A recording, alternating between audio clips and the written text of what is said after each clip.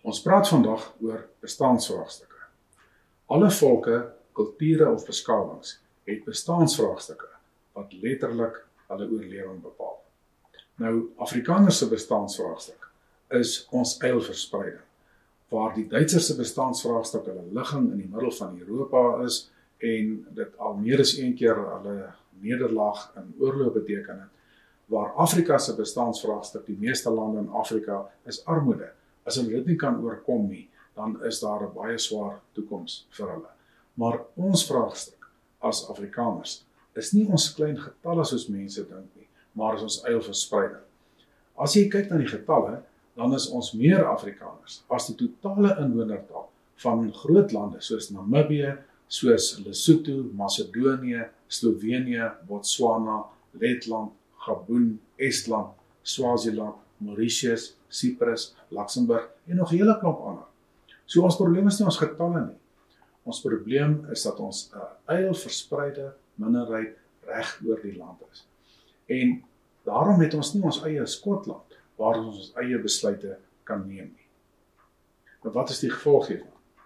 Ons is landwyd in meer as 200 dorpe, is ons polities magloos, natuurlik nie magteloos nie, maar ons het nie die politieke mag nie, die ANC het die mag.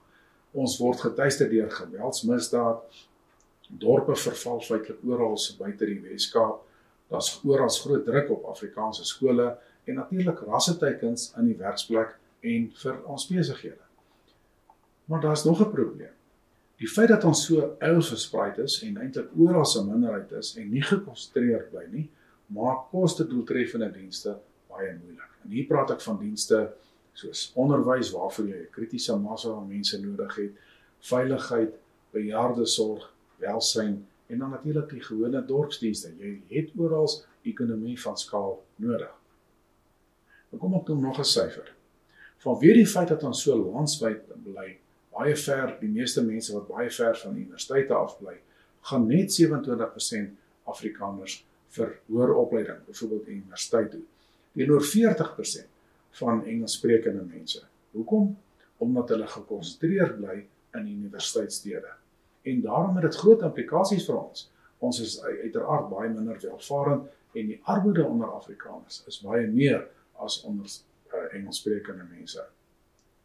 Nou, al hierdie gee aanleiding tot dramatiese nuwe groot trekke wat Afrikaners trek weg van vervallende klein dorpies in plattelandse gebiede af na streeksdorpe en stede toe. Nou, dit het natuurlik baie negatiewe gevolge vir die senderdorpe, want dit gaan dan baie keer daar dan nog slegter.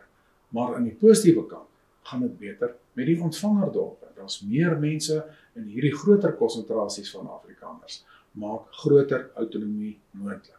Dit maak dit regtig moontlik om meer vir hulle te doen wat Afrikaanse skole betref, wat bejaardesorg, welsyn, veiligheid, al hierdie goed. Omdat daar groter konsentrasie en meer mense is, maak dit die lewe baie makliker. Nou, daarom is vir my, as mens kyk na hierdie natuurlike proses wat mense trek, is dit vir my baie nodig dat ons hierdie natuurlike migrasieproses ondersteun met 'n konsentrasiestrategie. Ons eilverspreiding is die probleem en groter konsentrasie van Afrikaners is die oplossing.